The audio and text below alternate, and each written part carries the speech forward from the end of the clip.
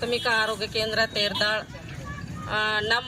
ನಾವು ಹಾಗೂ ನೀಲಕಂಠೇಶ್ವರ ಅನುದಾನಿತ ಶಿಕ್ಷಣ ಸಂಸ್ಥೆ ತೇರ್ದಾಳ್ ಇವರ ಸಂಯುಕ್ತ ಆಶ್ರಯದಲ್ಲಿ ಡೆಂಗ್ಯೂ ರೋಗದ ಬಗ್ಗೆ ಜಾಗೃತಿ ಅರಿವು ಕಾರ್ಯಕ್ರಮವನ್ನು ನಾವು ತೇರ್ದಾಳದಲ್ಲಿ ಇಂದು ಹಮ್ಮಿಕೊಂಡಿದ್ದೇವೆ.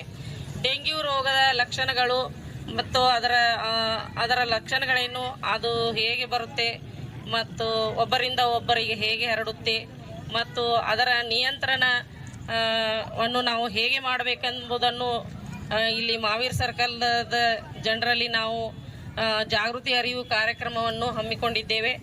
ಡೆಂಗ್ಯೂ ರೋಗದ ಲಕ್ಷಣಗಳು ಏನೇನೆಂದರೆ ಪದೇ ಪದೇ ಬಿಟ್ಟು ಜ್ವರ ಬರುವುದು ಮತ್ತು ಸಂದುಗಳಲ್ಲಿ ನೋವು, ಮೈಮೇಲೆ ಗಂಧೆಗಳು ಏಳುವುದು, ಕಣ್ಣಿನ ಹಿಂದುಗಡೆ ನೋವು ಮತ್ತು ಇದೇ ವಿಪರೀತಕ್ಕೆ ಹೋದರೆ ಮನುಷ್ಯ ಪ್ರಜ್ಞಾಹೀನ ಸ್ಥಿತಿಯೊಳಗೆ ಹೋಗ್ತಾನೆ.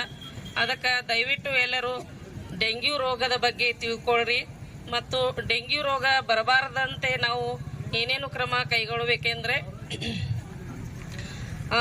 ನಾವು ಸೊಳ್ಳೆಗಳ ಉತ್ಪತ್ತಿ ತಾಣಗಳನ್ನು ನಾಶ ಮಾಡಬೇಕು.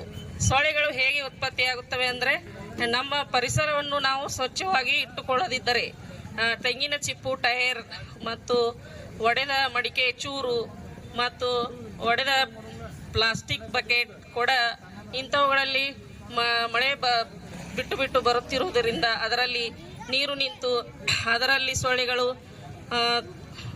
ಮೊಟ್ಟೆಗಳನ್ನಿಟ್ಟು ಅವೇ ಲಾರ್ವಾ ಪ್ಯೂಪ ಆಗಿ ಸೊಳ್ಳೆಗಳಾಗಿ ಹಾರಿ ಹೋಗುತ್ತವೆ. ಅವು ಬಂದು ನಮಗೆ ಕಚ್ಚಿ ಇಡೀ ಡೆಂಗ್ಯೂ ರೋಗ ಹರಡುತ್ತದೆ. ಮತ್ತು ಮನೆಯಲ್ಲಿ ನಾವು ನೀರನ್ನು ಸಂಗ್ರಹ ಮಾಡುವಂಥ ಸಿಮೆಂಟ್ ತೊಟ್ಟಿ ಆಗಿರ್ಬೋದು, ಬ್ಯಾರೆಲ್ ಆಗಿರ್ಬೋದು, ಇವುಗಳನ್ನು ನಾವು ವಾರಕ್ಕೆ 2 ಸಾರಿ ಆದರೂ ತೊಳೆದು ಅದನ್ನು ಸ್ವಚ್ಛಗೊಳಿಸಬೇಕು. ಅದರಲ್ಲಿ ಕೂಡ ಸೊಳ್ಳೆಗಳು ಮೊಟ್ಟೆಗಳನ್ನಿಟ್ಟು ಅವೇ ಮರಿಗಳಾಗಿ ಸೊಳ್ಳೆಗಳು ಉತ್ಪತ್ತಿಯಾಗುತ್ತವೆ. ಅದರಿಂದ ದಯವಿಟ್ಟು ಎಲ್ಲರೂ ಮನೆ ಒಳಾಂಗಣ ಮತ್ತು ಹೊರಾಂಗಣ ಸ್ವಚ್ಛತೆಯನ್ನು ಕಾಯ್ದುಕೊಂಡು ಡೆಂಗ್ಯೂ ರೋಗ ಬರದ ಹಾಗೆ ಎಲ್ಲರೂ ಮುನ್ನೆಚ್ಚರಿಕಾ ಕ್ರಮಗಳನ್ನು ನಿರ್ವಹಿಸಬೇಕು.